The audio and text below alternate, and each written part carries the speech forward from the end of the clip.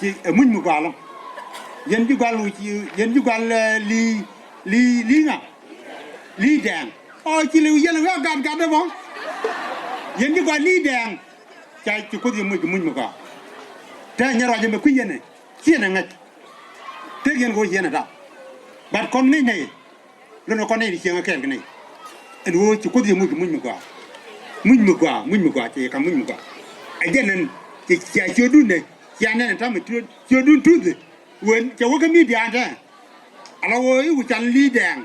chưa để cháu cái mi điang mà nó cả cuốn điang cái quý nhà rồi thế qua chỉ cái dép vào với chỉ cái dép số quý mà đi dân ra ra mình đi dân nào không à chẳng cam cái này phô mẹ chúng mẹ về cái này cái quý nhà rồi cái bây giờ rồi chẳng đây đi ra mình đi dân nào số cái qua thì mình trong bao phần pin à băng cái quý nên trên quen nhal có biết cái đoan cái này là đam cái này đâu cái này chọc về cái đồ là à đi tới cái loại cô chỉ có cho cầm như rồi cái gì chắc chứ có cái chấm mà quả mới trái loại gì cái gì cái bao cái này được không về cái loại gì về cái là cái thô biển